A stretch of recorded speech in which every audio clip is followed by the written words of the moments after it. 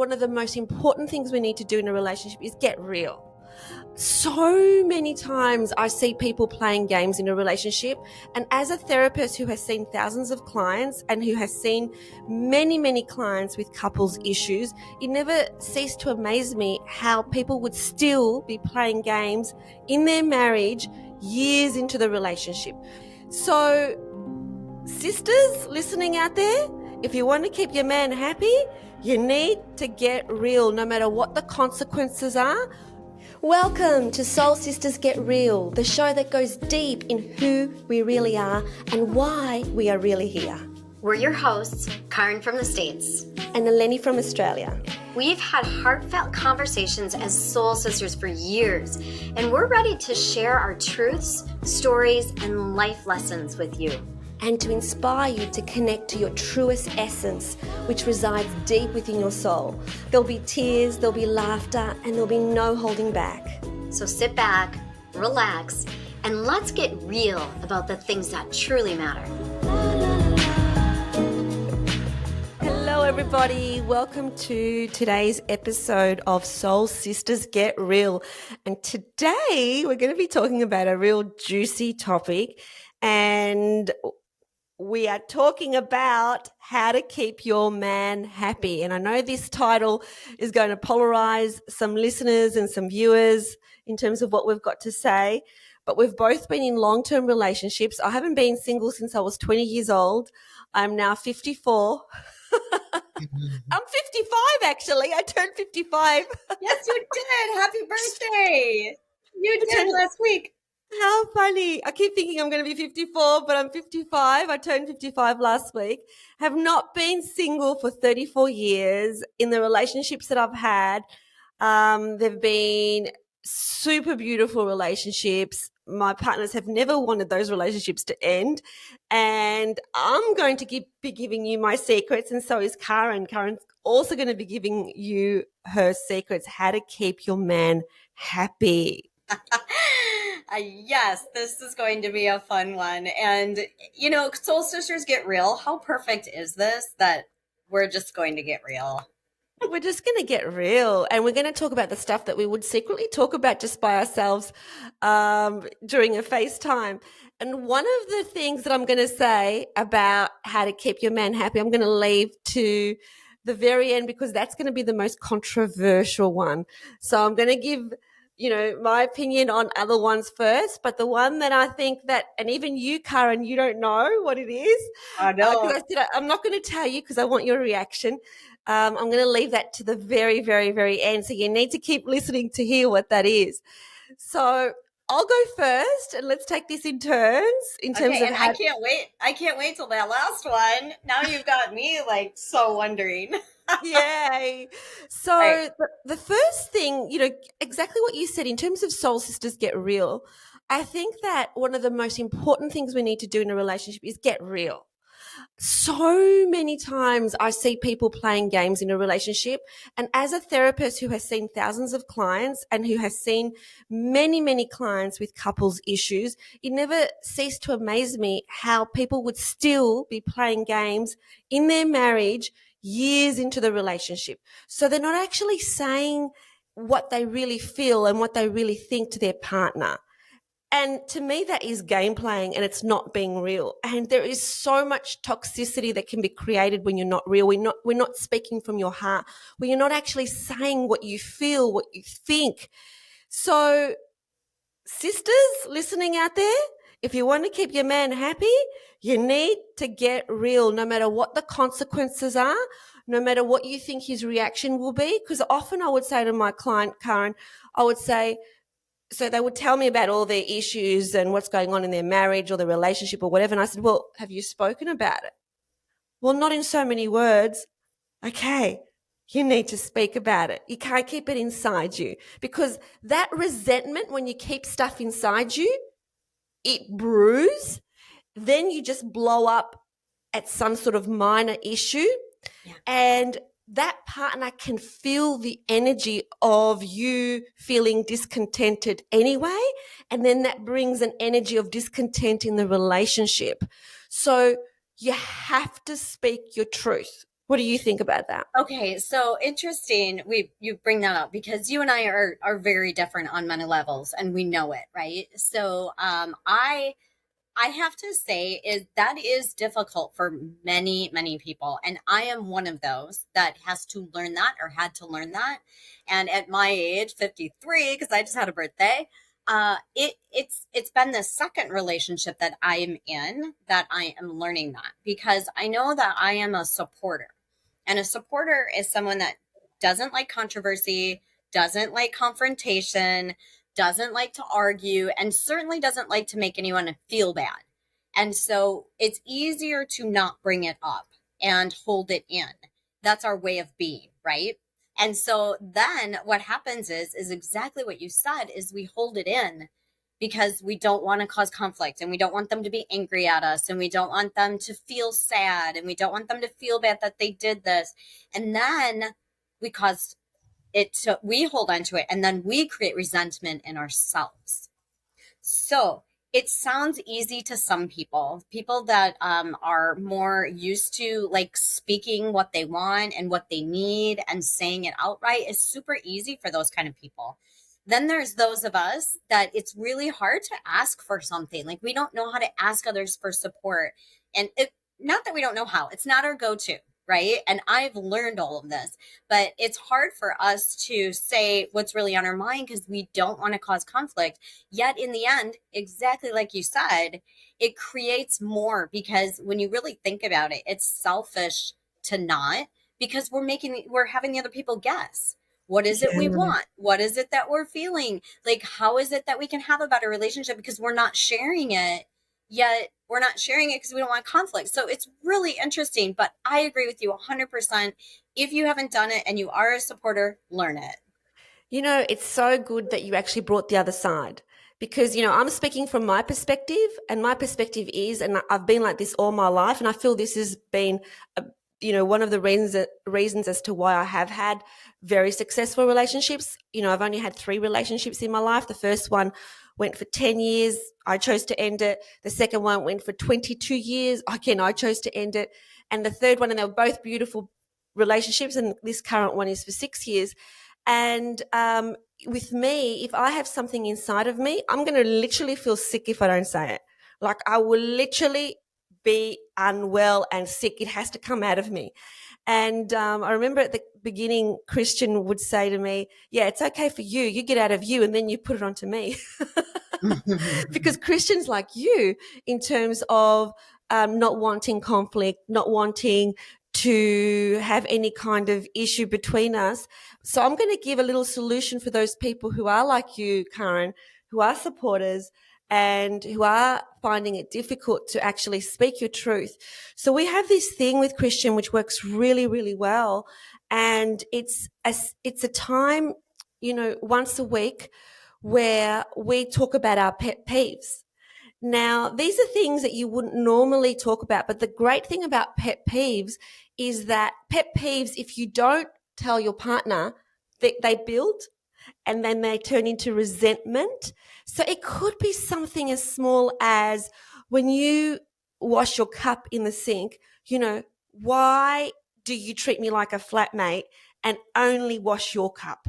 When you know that every time I go to the sink, I wash everything that's in the sink, because there's no way, because I've never ever shared a house with a flatmate. It's always been with a significant other. And so, you know, we've been trained since we were young that if whatever's in the sink, you wash everything in the sink. That's an example. Whereas Christian has been a bachelor all his life before he met me. And he's very used to, like, you know, just taking care of his little things. So that was one of the things that I said to him, because for me, it means more than just washing that cup. For me, it's about you're treating me like a flatmate, and I'm not your flatmate, you know. I am your significant other. And so having that conversation once a week where we talk about pet peeves before it becomes an issue. And that way I can say, well, why is this significant to me? Because I'm feeling like I'm being treated like a flatmate. And he never even understood that concept, that that's what I was feeling. We have to not think that the other person is a mind reader, because they're not. Yeah. Like our partner is not a mind reader. Right, right. And that's so interesting because that goes to my point about, what our topic is keeping your man happy. My point was not to hold it in when something is bothering you, because I'm still learning that is when something's bothering me and I feel hurt, it's typically about feeling hurt. And it's typically around something that triggers me from a past relationship that I realize I'm bringing in and it's triggered me and I feel hurt. Maybe it's not spending enough time with me, not making me a priority, realizing that's from a past relationship. And I hold it in. And then I feel it like festers. And so that's exactly the point that I was going to bring up is don't hold it in. And Chad is always telling me, why do you wait? Like something bothers you. And like 3 days later, it takes me 3 days to build it up to say something. And then he's like, why didn't you say something when it happened? And I literally it's like I get tongue tied. And so I'm working really hard at the second it happens to voice it in, obviously a kind, like not you did way. And I'm still, again, so that was my point is like, if something bothers you, don't hold it in for 3 days and try to talk yourself through it. Like just freaking do it. Absolutely. And what you just said is what I'm going to lead off with, which is you just said not in a you did this to me kind of way. So that's really important. So it's not like, hey, you've done this to me, because no one does anything to anybody else. It's your perception of every single circumstance and experience. And we have to start from that point.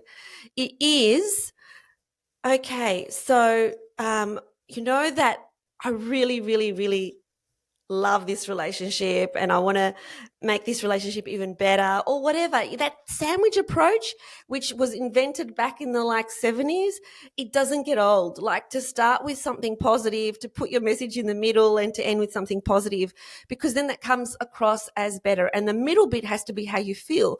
So for the example that I gave, it was like when you don't, I love the fact that you clean up your cups when you do go to to the sink and you don't wait for me. That's really great. I really appreciate that. But when you don't also wash mine, it makes me feel like I'm your flatmate instead of, your partner. That's what it feels like to me. So do you think that it would be possible that maybe you could just reconsider the way you do things?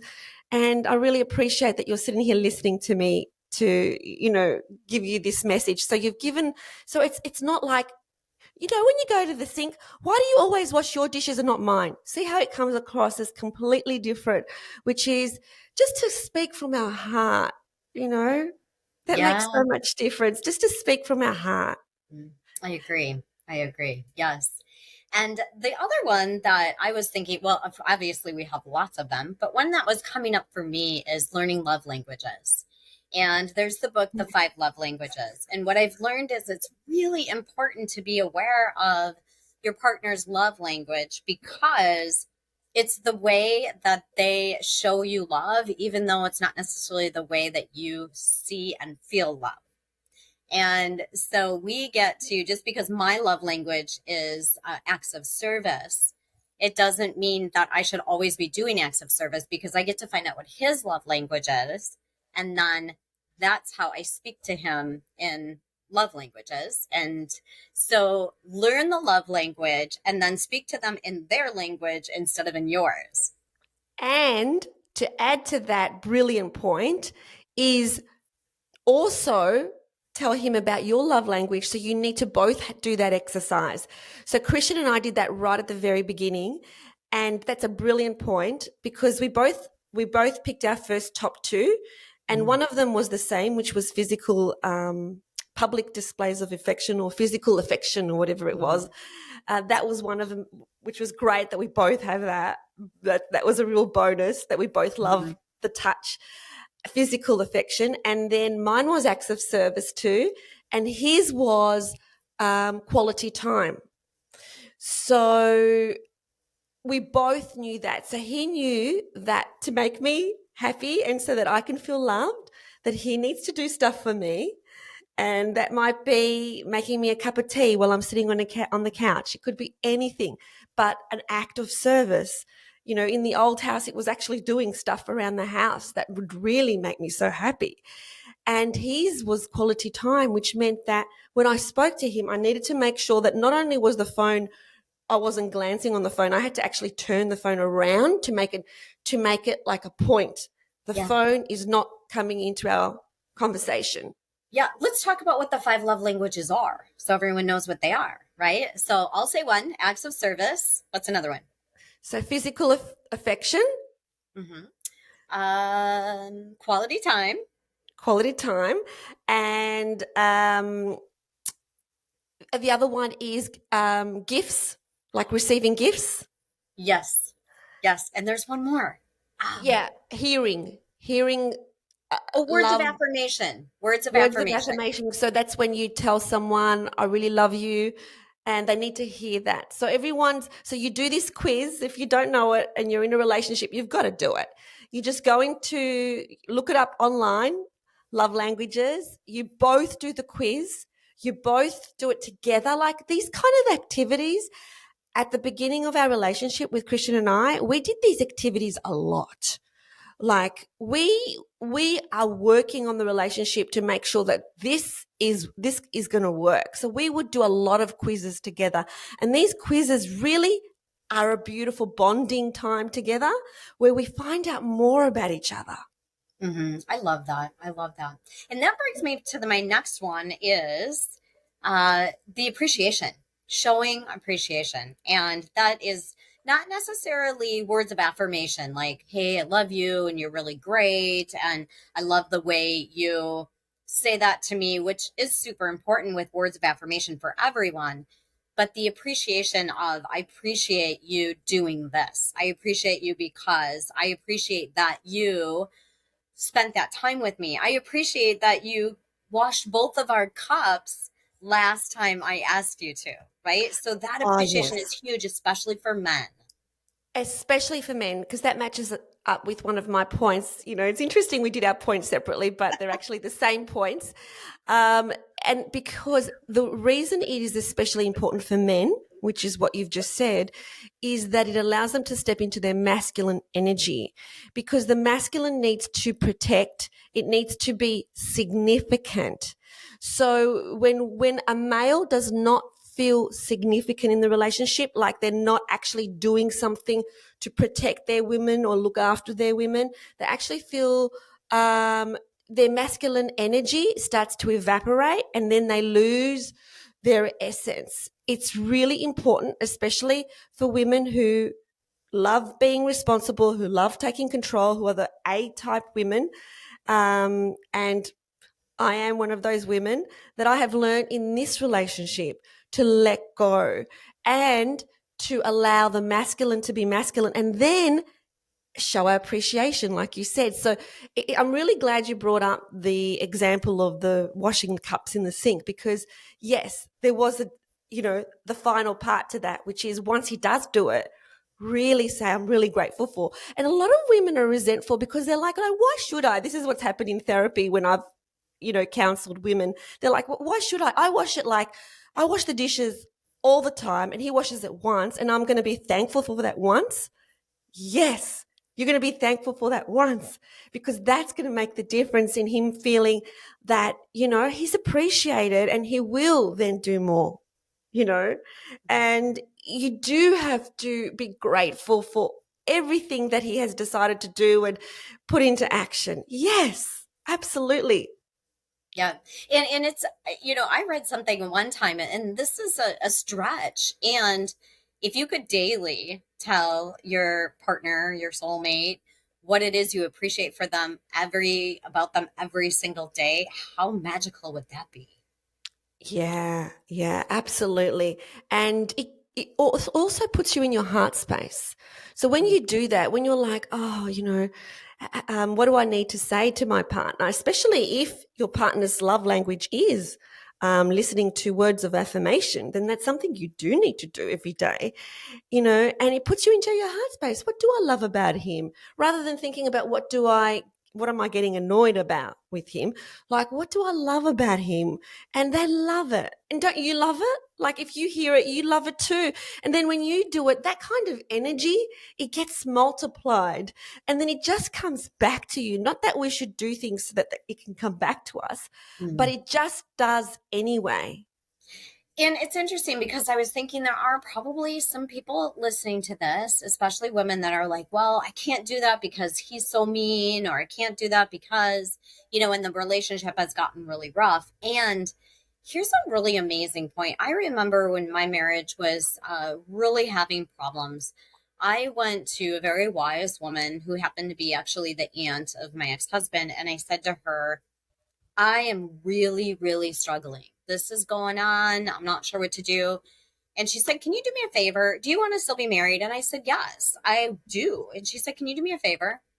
She said, can you just go home and walk up to him and kiss him on the forehead and say nothing?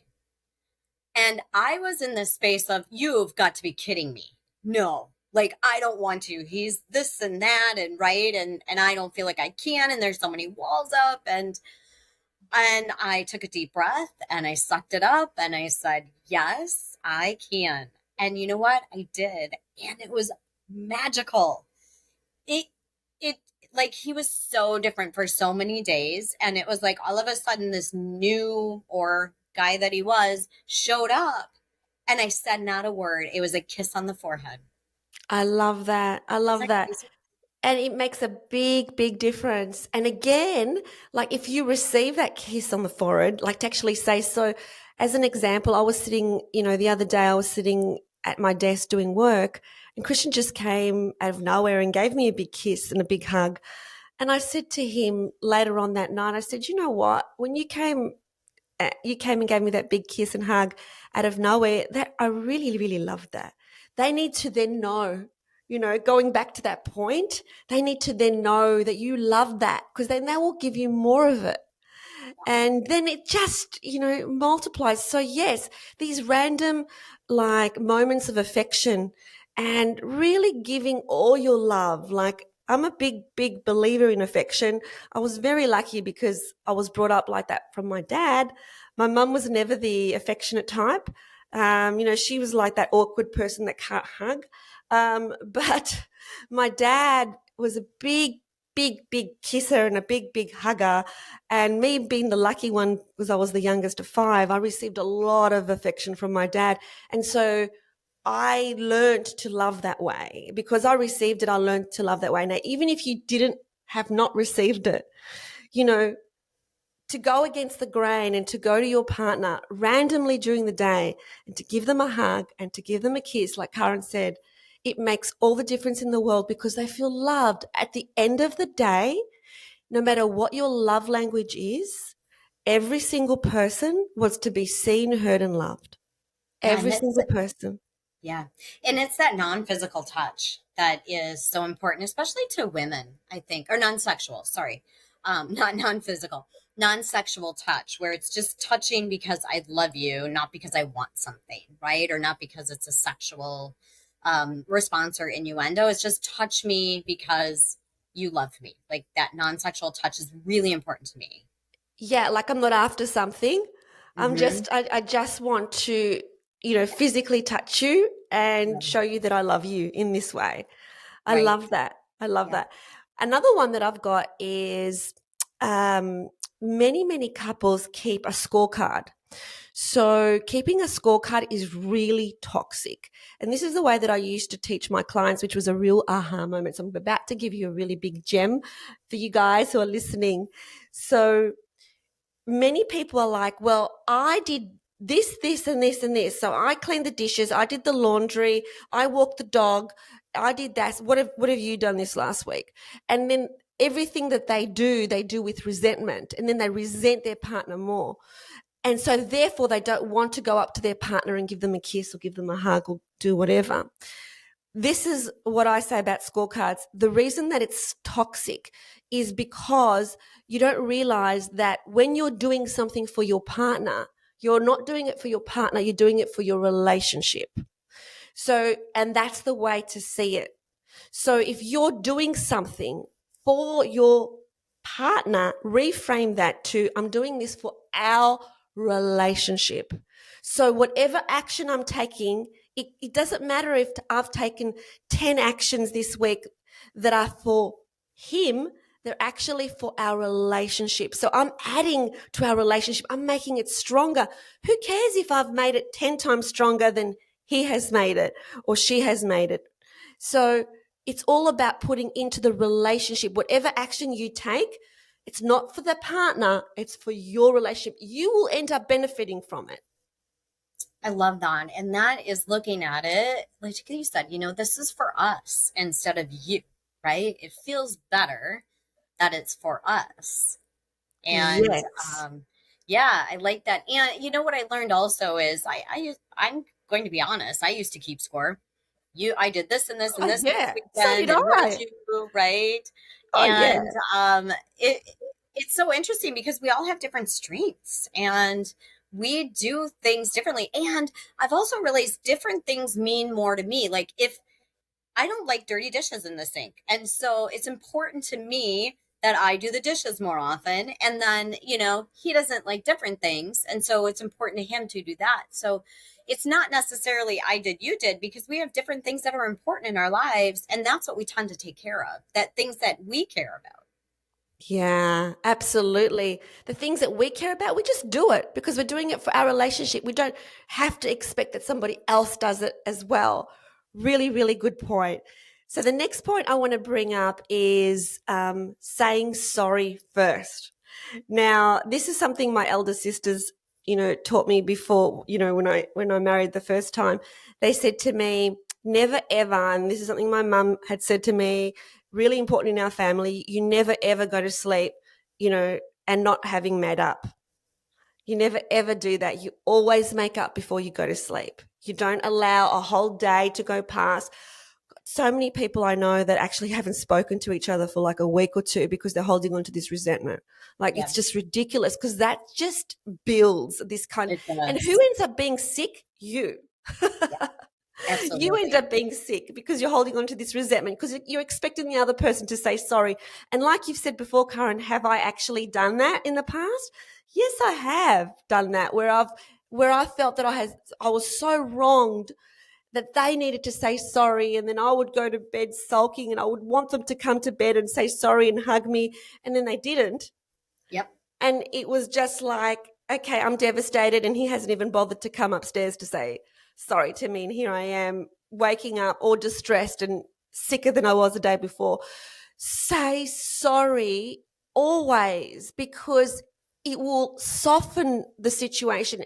And because you are sorry that this has happened, it doesn't mean that you're saying, sorry, I'm to blame. Wrong.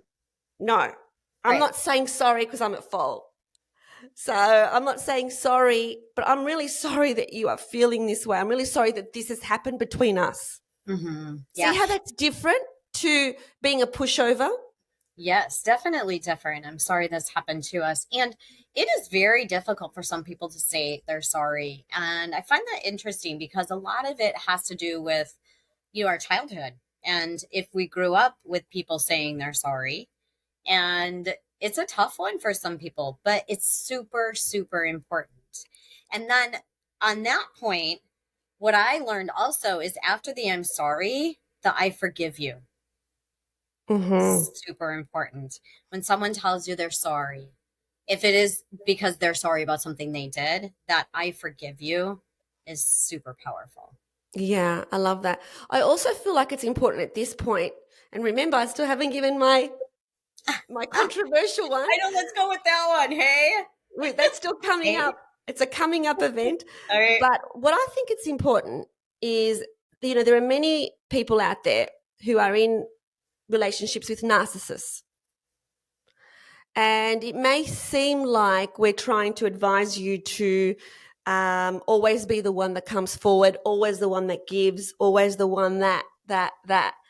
There still has to be respect for yourself and for your standards and for who you are. So never in a million years, no matter what, with all the things that I've said, would I ever allow myself to be mistreated and let that be okay. Yeah, absolutely. And that's the boundaries. Yeah. And that is knowing where the boundaries are. Yeah. And I have had that conversation where, in a new relationship where something was said to me which just was not okay.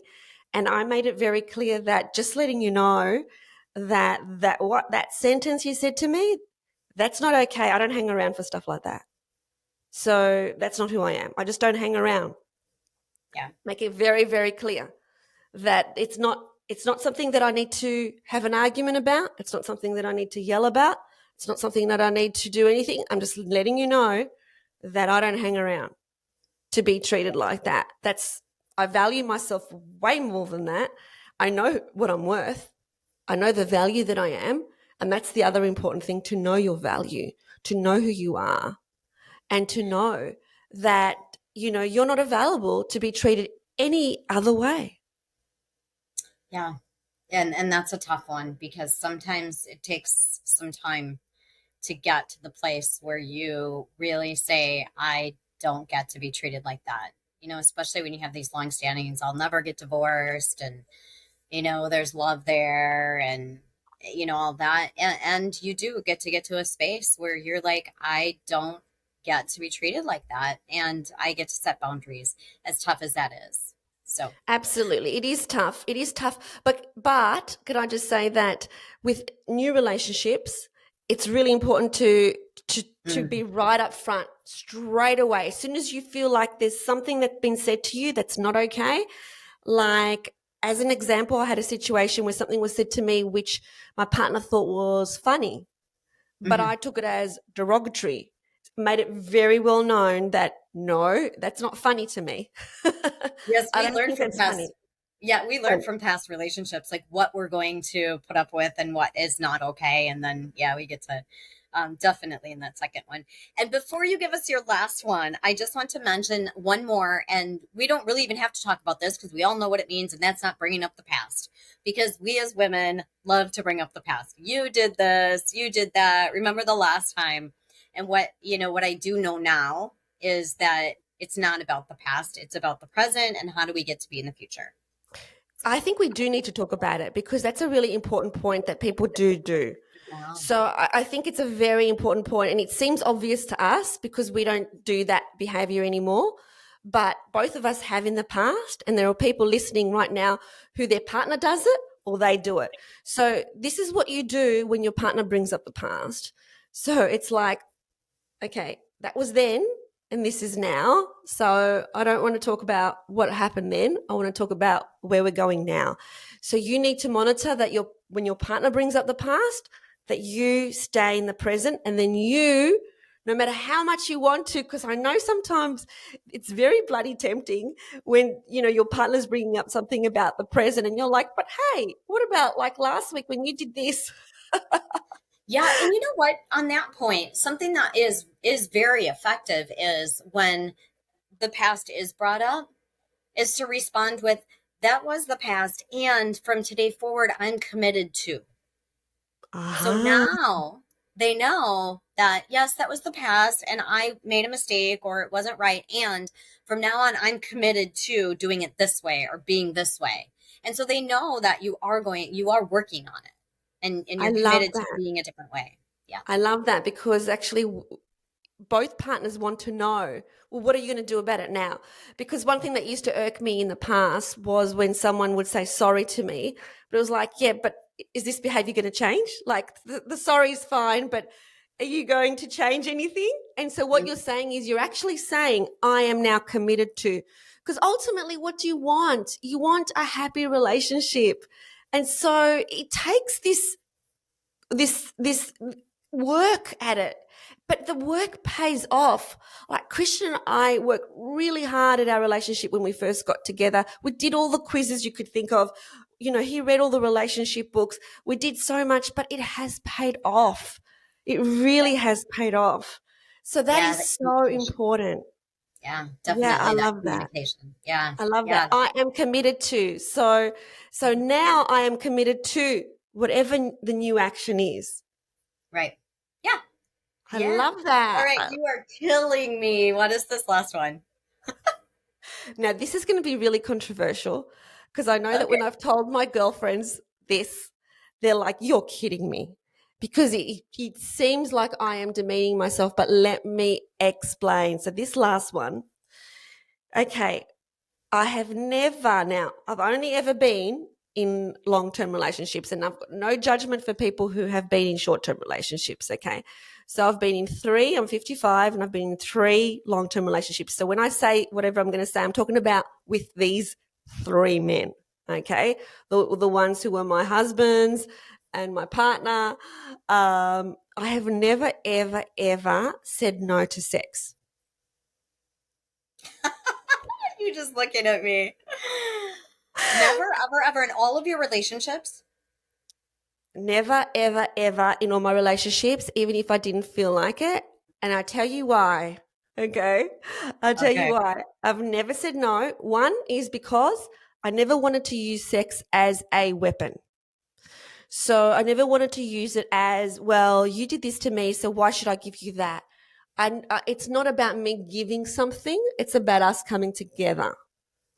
And the way that I saw it is it's always an opportunity.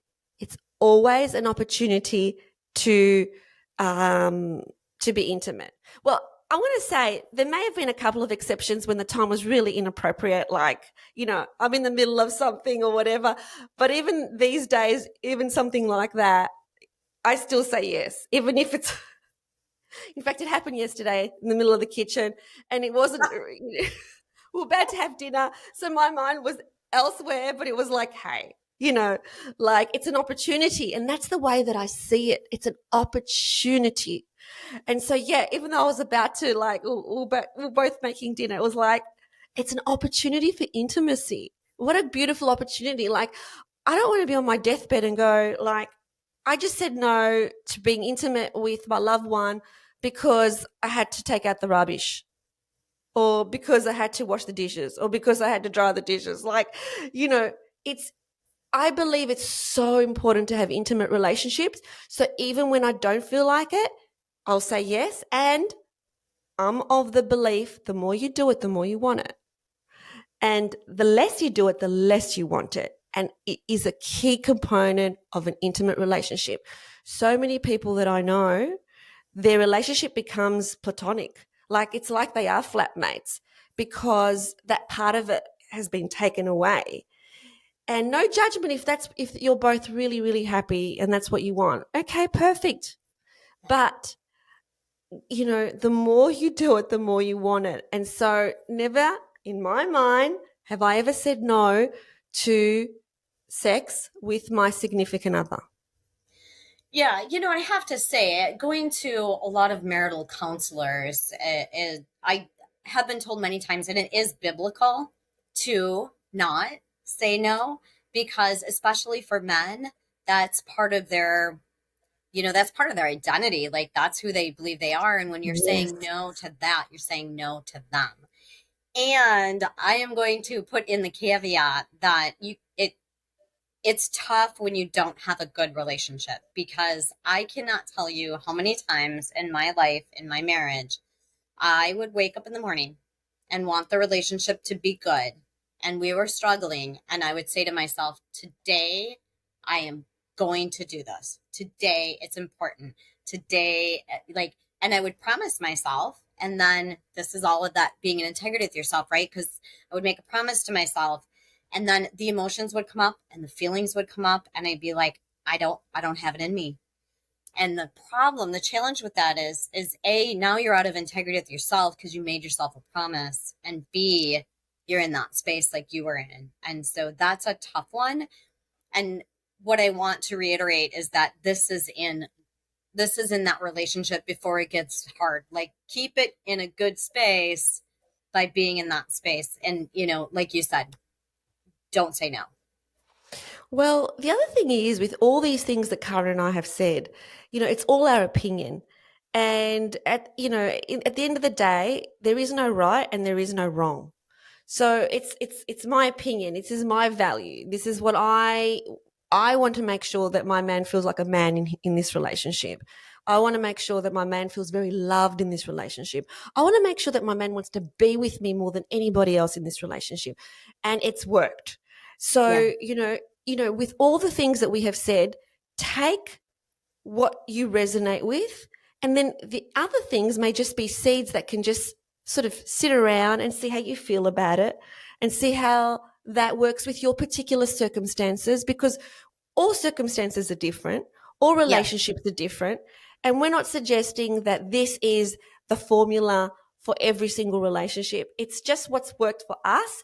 And me being 55, Caryn being 53, it's what we have learned through our own way of doing the opposite stuff, what actually works now. Because I know now I am a better partner now at 55 than I've ever been in the past. Oh, absolutely. Right. That's wisdom, experience. And what I love about what you just said is you are so right. Like, this is our opinion. This is what's worked for us.